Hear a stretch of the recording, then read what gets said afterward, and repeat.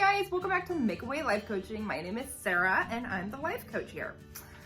I would like to begin by letting you know, gosh, my posting has been super spotty lately. I have a really good reason. Like so many of our viewers, I am now a hostage homeschooling mom and I don't like it and it's super overwhelming. Super stressful. So that's been going on, and unlike in the spring, you might be right there with me, but when we were like taking 10 weeks off of school in the spring, it wasn't super high stakes feeling. It felt very temporary. And now, I don't know, I'm in California, and honestly, I will be surprised if the kids go back at all this year. So it feels very permanent, very important that we do it right. There have been a lot of tears shed by me and everyone else in my house. It's been pretty awful, to be honest with you, with some bright spots. But this would have never been the life that I chose for me or my kids. I'm like the biggest lover of sending kids to school. So there's just so many things going on, and my day is like off the charts insane busy now. And so I've struggled to get to you guys, and I apologize for that. The other fun thing that's been happening in my life, also because I live in California, is we have been dealing with a wildfire 4 miles from our house. So we have evacuated, we have now come home, but it's been going on and on and on. It's in a forest, so they're just gonna let it burn, which I guess is good, but also it's be kind of nice the day it goes out and there's not a wildfire 4 miles from my house. So with all of these things going on, I haven't been here because I just couldn't be here, but I'm so glad to be back, and I have missed you guys, and I have just, oh my goodness, I just love life coaching. So thank you for being here. And while I was away packing up all of the belongings I care about for the 10,000th time and fleeing our house, I've had some time to think, and it's been really fun because I've actually also learned how to like understand the data that YouTube gives me about who's watching, and I have figured out that the majority of people who come here are interested in Vacillator stuff, which is cool because, man, I love being a Vacillator. Sometimes I hate being a Vacillator. Like, honestly, between you and me, during this homeschool thing, I'm like, wow, what would it be like to be like an avoider homeschooling? Or if I were a pleaser, homeschooling my children in like a sing-song voice with like bluebirds landing on my shoulder. Okay, but that is not what I am like. I am a fun person. I'm a passionate person. I'm a vacillator, and I bring the party. But what I don't bring is patience and calm. So you can see why homeschooling sucks. But that's okay. I have some tools to get through this season of life, and I'm also trying to give my boys tools to get through the season of life, because having me as a mother during homeschooling is probably like that. So let's just be honest. So hello, I think a lot of you are vacillators, or you love a vacillator. There's a lot to love here. However, if you haven't done any couples therapy and you're with a vacillator, there's probably a lot to hate there too. We can be an exhausting bunch, let's just be honest. So I'm going to do a 3-part series, and if I want to add more, I will, but I think it's going to be 3 parts. I don't let anyone tell me what to do, including myself. So right now I think it's 3. We'll see what happens. But 3-part series just for vacillators and the people who love us or sometimes hate us. Either way, they're married to us. Let's put it that way. So series number 1, no, sorry, this is a series. Episode number 1 is this one. You're here.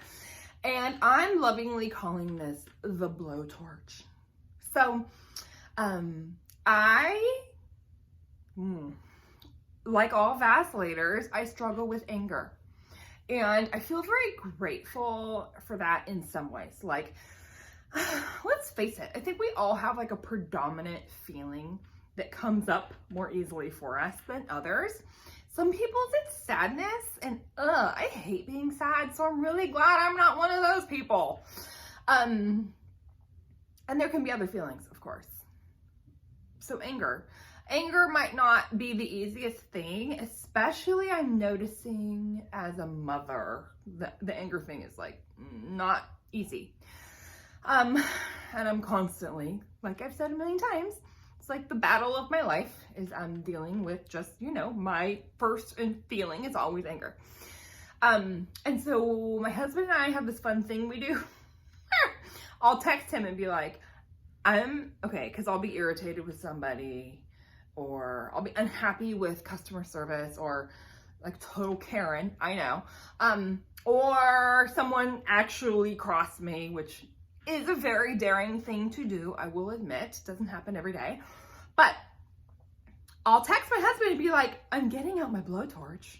And then I'll show the fire emoji on Apple. And then he almost always immediately calls me because he's like, uh-oh, blowtorch Sarah is no good. Sometimes I don't answer because I want to use my blowtorch, but sometimes I do, and he can talk me down for my blowtorch. But the thing about the Vacillator, and you feel free to use the metaphor of the blowtorch, it works really, really well for, I think, probably most of us, but we sometimes like to get out our blowtorch and just light it up. Like, we're gonna burn it all down. And anger is not scary for Vacillator. Okay, so if you love a Vacillator, or you're watching because right now you hate them, but you're married and you did love them at one point, and you might love them again tomorrow, but the thing is, for a Vacillator, anger is not scary. We're so comfortable with conflict, it's like fine. Actually, and this is so annoying, I know, if you're with a Vacillator and you're not of the Vacillator kind, we find conflict very connecting. Here's another thing. We respect people who can stand toe-to-toe with us and do the conflict thing. It's not so great to be married to a Vacillator if you're gonna just always back down, because the Vacillator really doesn't usually respect that behavior. So when things are really intense or I'm having a lot of feelings, I call it bringing up my blowtorch. And that usually means I'm going to light it up. And that's not always so great, but it's something to be aware of. And I will say, I almost never bring up my blowtorch anymore without at least realizing I'm about to do that and actually making a conscious decision like, yes, this conflict needs to be had. And I am not afraid to use my strength to say what I need to say. And that's the deal. Okay, I don't swear anymore. I've done a lot of therapy and I go to church a lot. So I have transformed myself into somebody who can use my blowtorch what I would call appropriately, but also in a way, okay, I'll just give you an example. My little guy is super struggling. He's doing remote learning, but at our school, remote learning has turned into very short little Zoom, followed by a bunch of assignments that they have to do on their own, which we all know means they have to do with me. Like, my time is now spent doing 4th grade work. Honestly, I don't even understand all of it. I don't know.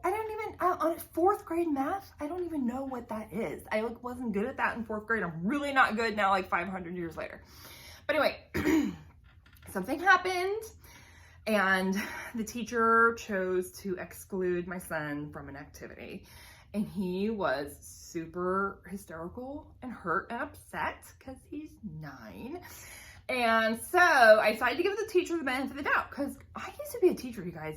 That job is hard enough when you're in a classroom, and having to learn a brand new way to teach, I get it. That's terrible.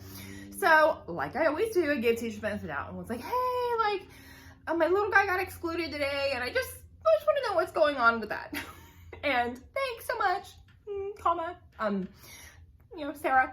And then anyway, she got right back to me and let me know that it was done on purpose. So I texted my husband, I'm getting my blowtorch out. And he was like, he didn't call me. So I got to do it without anyone interrupting. But anyway, I did send, it was a very appropriate email that I sent, but here's why I decided I was allowed to use my blowtorch. A, I kind of wanted to. Sometimes we just want to do that. And B, I wanted to make it clear that I was going to set a boundary for my son because he's mine and that nobody was going to cross that boundary without dealing with me every single time. And I said it very kindly and appropriately, but with the strength and clearness that I think a Vacillator brings that nobody else can bring. And it turned into a great conversation via email. I don't know who talks on the phone anymore. And I think it worked out okay, but I didn't care. In the moment, I was like, I will do. The other thing about Vacilators, we take care of our people. I set a boundary for my son because he can't do it for himself. And I used the full strength of my personality and my full comfort with conflict to do so. And it actually worked out really great. Because I wanted to I wanted everyone in the world to know how my son was going to be treated. So, there. Example of a blowtorch. Now, here's the work of the Vacillator. Some of y'all need to be in therapy or in life coaching and getting help so that you can express your anger in a healthy, constructive way. Doesn't mean you can't express anger. You can even have your blowtorch out sometimes. But what it does mean is you cannot leave people like, proverbially bruised and bloodied in the corner. Those days are over. You need to get healthier than that, okay? But we can use the anger to set boundaries, which is actually what anger's for. And we can set boundaries that everyone will know will not be crossed. I think that's actually a really beautiful thing as a Vacillator. We can give that gift to the people that we love, our kids or whoever. So that is an example of the blowtorch kind of going well. I have a million examples in my life of the blowtorch not going well, especially before therapy. I would say things that I didn't mean just to be mean.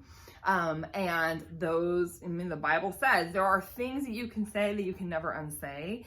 And that's one of the reasons I went to therapy, is because I had a temper that would get me in trouble. And I would say things I didn't even mean that were so hurtful. Like, that's terrible.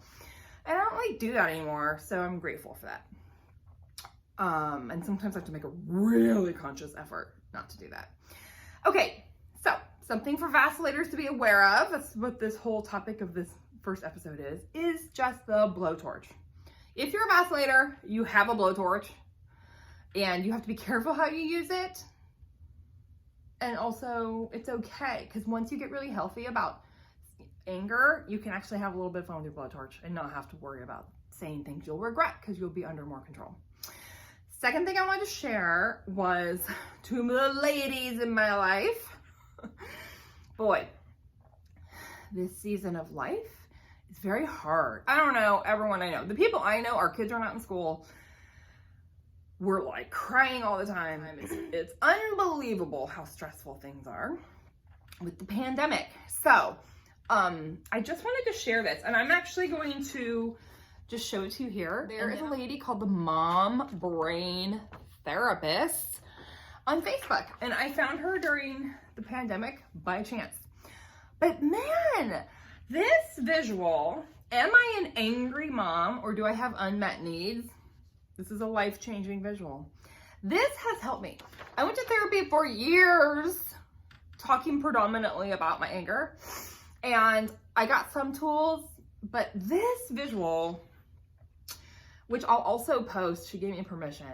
I'll somehow link it to her. If you want to follow her on Facebook, her stuff's really good.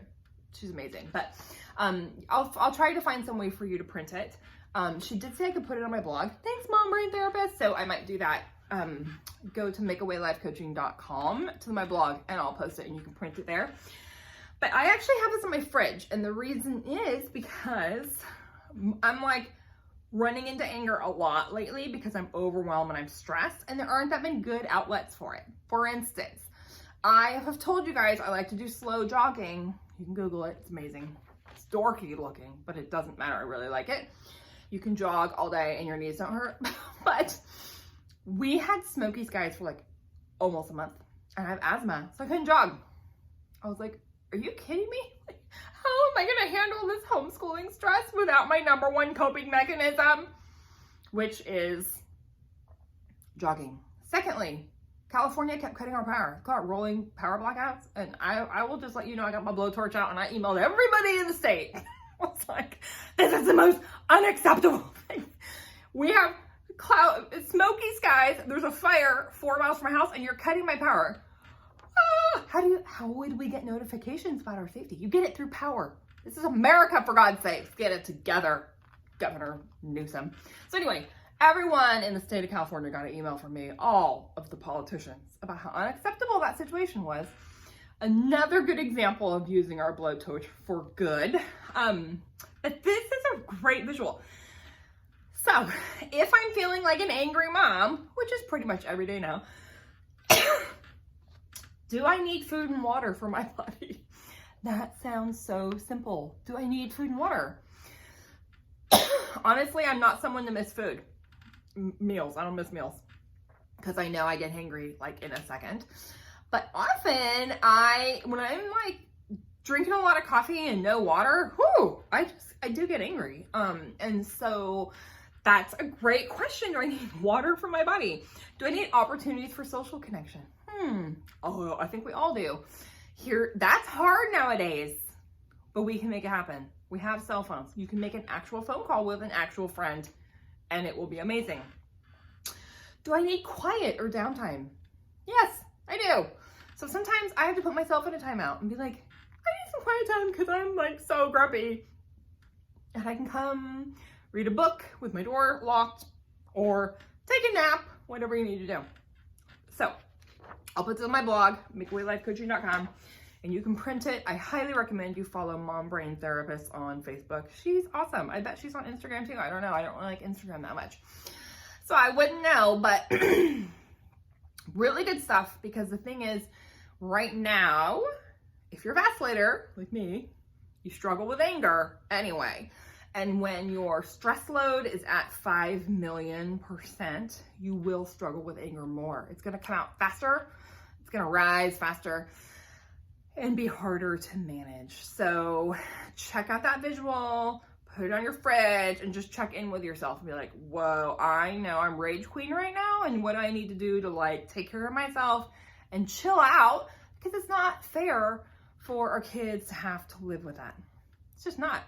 Really, we have to like do better, and we can do better, and it involves self-care. That's such an annoying phrase, but it's true. Okay, head to makeawaylifecoaching.com, go to the blog, print out that visual. It will help you. If you're a vacillator, it will help you. So make sure you print that out, and while you're there, go ahead and subscribe to my newsletter, which I'm epically behind on right now. So if you've subscribed and haven't heard from me, it's because of the fires and the homeschooling and the stress. But someday I'm going to be back on track. It's gonna be amazing. In the meantime, I'll try to send out a newsletter soon. But when you subscribe, you'll get information from me that nobody else gets. It's usually once a month. Right now, it's not once a month. It's less than that. It's when I remember to do it. Cool. Thank you so much for joining us. Come back next week for episode 2 of the things vacillators need to know, just for us vacillators, special series. I'm so grateful for you guys, and thank you so much for joining me. See you next week. Bye-bye.